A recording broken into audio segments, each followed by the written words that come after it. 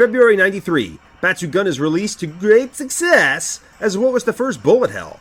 Unfortunately, not long after, Toplin would go tits up and close its doors the following year. Cave would form, rising from the ashes later that year by Toplin's staff, who shared the same spirit to create new shoot-'em-ups.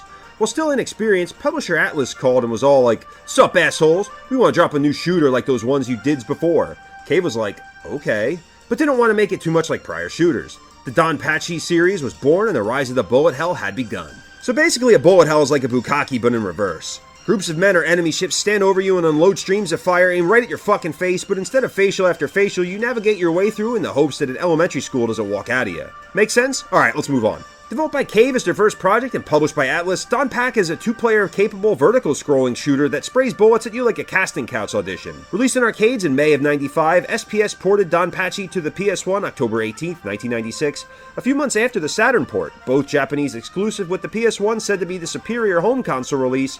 But is it more than a spiritual successor to Batsugun? Let's start with the plot while we figure out how to start the game, because this main menu is a fucking bitch to figure out.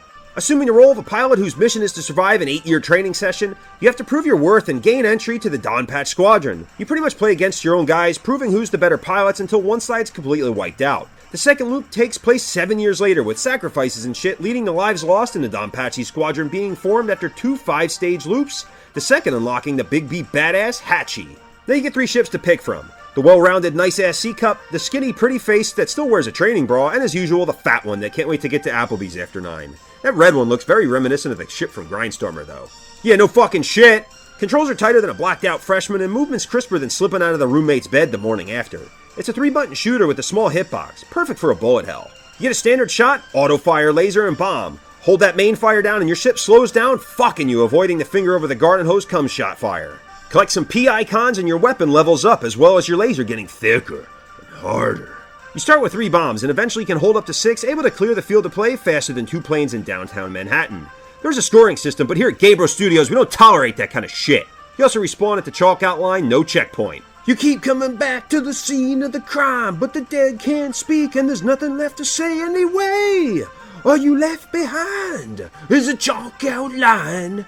DonPachi also incorporates a rank system. Go watch my Battle Garega vid or pass on the Easy 5 to score a 9 later in the night. But holy fuck does it get hard after the first stage. The screen gets so claustrophobic with enemies, it's easy to lose the rainstorm of enemy fire. Even on the easiest setting, it's like taking it in the ass dry, no spoon. You do get a bunch of continues at least, with the ability to change ships between.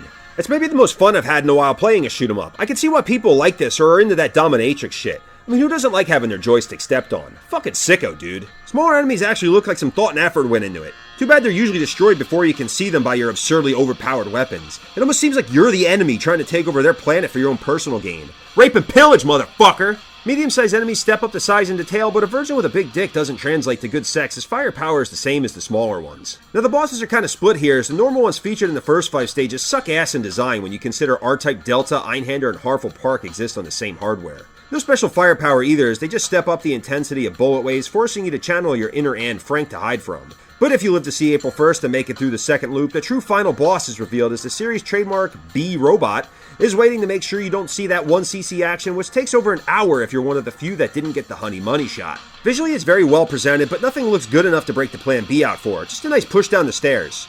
It's a ranch? Alright, a good Irish kiss to the belly. The over-the-top weapons look great, and yeah, there's no real slowdown other than the bomb explosions, but graphically, this is just a coked-up Genesis shooter not taking advantage of the available hardware. Sound? Don't get me fucking started. It looks like all the design work was put in your weapons, as the levels are pretty basic with no special effects. Kinda seems like a waste for this to be even out on this kind of hardware, but Atlus gets what Atlus wants. But the biggest boulder kill of all is the level variety. You don't even go to fucking space, what the fuck, Toplin? Outside of that, each level has some environment change, but not enough to make anyone in the Far East open their eyes. If Raiden fucked Batsugun, but Atlus paper-clipped the rubber, this is what you get. Grindstormer on the PS1 minus the Peasant Tengen label.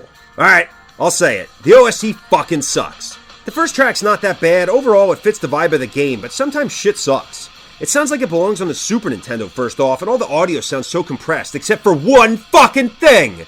Fucking Bob. Throughout the game, there's a voice guiding you, so to speak, in certain situations, and he's fucking awesome. Just a few more shots, power up, turn her ass into a daycare, among others. But as a whole, I'd expect way more from a release on 32-bit hardware. Got 10 minutes to kill while your girl puts her kids to sleep so you can shake the sheets? Then DonPachi is the perfect pick-up and play for you. Replay value is a 7 out of 10 on the boner scale, way more than a chub. Different ships, 2 loops, and more shit on screen than Seal's face is enough to keep me hard for an hour, which is about as much time as the 1cc takes, plus any time your ship has better weapons than the enemy, it's nice to know you're packing a bigger sword than the other guy.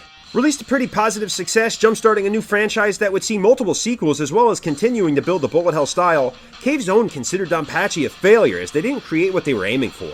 Bullshit, Akita.